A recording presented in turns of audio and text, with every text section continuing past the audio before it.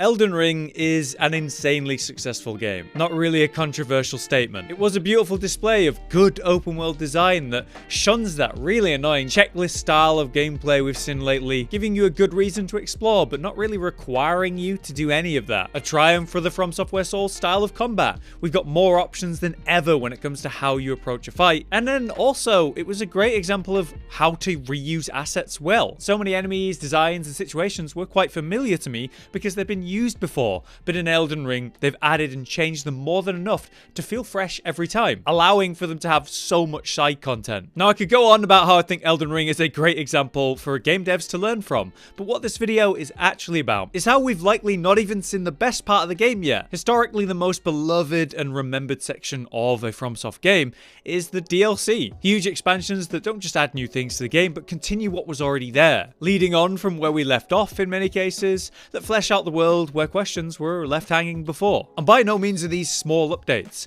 We're talking entirely new regions and updates to the old ones as well. Elden Ring is their biggest game yet, clearly. And so if there were to be a DLC, we could only really expect it to be also their biggest DLC. Now, ER is not the perfect game, and it doesn't need to be.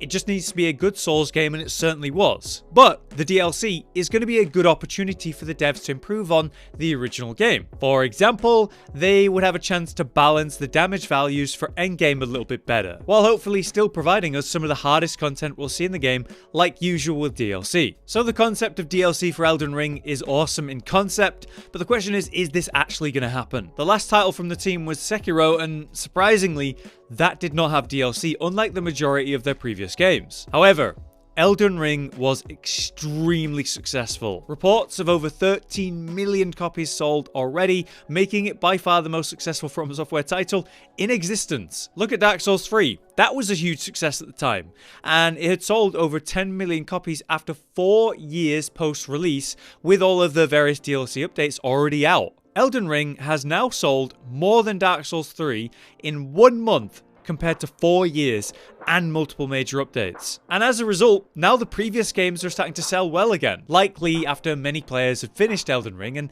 they want more of that experience to see maybe what brought us to this point. If you are considering it, I really recommend you give it a try. Bloodborne, Sekiro, and Dark Souls 3 are probably your best options because they all hold up really well to this day. So Elden Ring was a standout success for From Software, and that should only encourage the team to produce more games in the future and hopefully more for Elden Ring, right? Well, lately there's been a big topic about how Elden Ring has had a huge fall off. You may have seen various articles that say, well, Elden Ring's lost 90% of its player base, must be dead. And it's true, there has been a huge drop off in daily concurrent players on Steam, averaging around 100,000 players at any one time, while peaking at 200,000 in the last 30 days. This is compared to its original peak of just shy 1 million concurrent players on Steam, which was obviously insane. And that's not even considering the console players, which there is a huge audience for. The thing is, this downward trend makes complete sense. This is not a live service game. It's a mainly single player game with its limited content. Once you've done what you wanted, well, that's the game. An update that makes colossal weapons better isn't really going to bring you back if you are just going to play once like that. It's actually very impressive that a From Software game has had such relevance and popularity for 3 months straight, despite that ultimately limited content. It is a huge game, well worth playing through multiple times in various ways, whether that's your different builds, self-inflicted challenges, maybe you want to see the other endings, or just play online with or against other players. Your average player, they're likely just going to play through once, doing some of that optional content and then just leave it at that, which is completely fine. Much like any of the previous titles, player-based drop-off will occur after the average time span for a first playthrough of the game has occurred, and Elden Ring lasted longer than any of the other titles for obvious reasons. So actually, Elden Ring has not just been a big success in terms of sales, but also its shelf life despite these dumb articles. 3 months after launch, we should expect some news about the future of the game though, if it has one. And today, I've actually got good news on that front. Thanks to the annual financial report, we're able to see the perspective on possible future Elden Ring support. These financial reports are key to investment potential.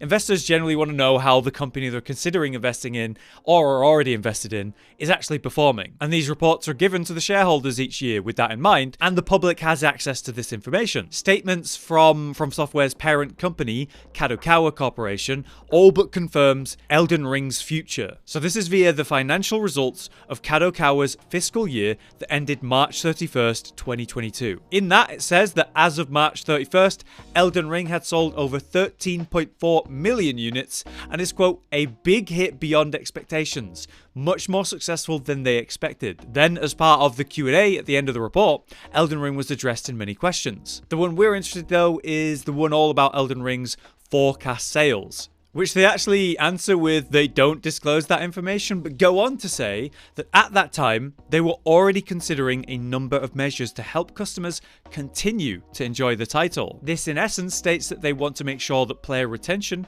remains throughout multiple methods. Our obvious answer to that then would be DLC, a major update to create new sales and a huge increase on player population once again. But thing is, they said multiple. Another obvious answer on what else they could do would be free updates like we've seen in the past. Boss rush modes, arena style matchmaking for PvP, and other free updates are things we've seen before and could see again. What's clear here though is that they had already decided to continue to support Elden Ring at that point, and Fromsoft has our long track record of incredible updates and DLCs to the Soulsborne series already. With the incredible success of Elden Ring and this report, it seems a no-brainer that yeah, we should see new content for Elden Ring in some form. Now, I've made 2 videos on possible DLC focuses in Elden Ring already, from the arenas already set up for match-made PvP that is currently unused, to lore speculation for things like Miquella and more. To say the least, Elden Ring has plenty of options for a continuation of its story, or even to go into the past to explore major events, both of which have been done before in previous FromSoft DLCs. So, it's an exciting time, but it's hard to say how long we're going to be waiting on this information. Average DLC releases in the previous titles are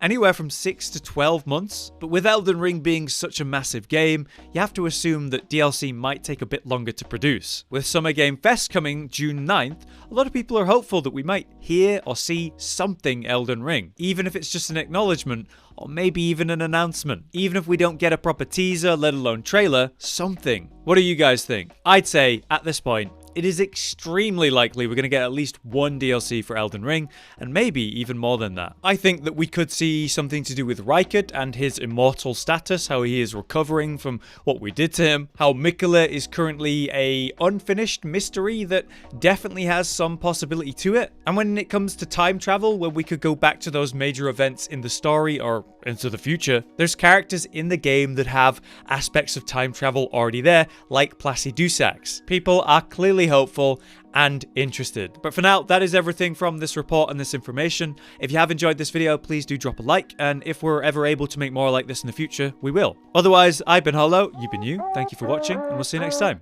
Josh, Cotton, and Hollow with the videos, dropping the humor like a hammer on your tippy toes, bringing entertainment on a daily arrangement to take our insanity and turn it into entertainment. Yes, I said entertainment twice, to reiterate that it is nice to look into your faces on a mostly daily basis when you let us in your homes to make the whole world a stage. Goodbye.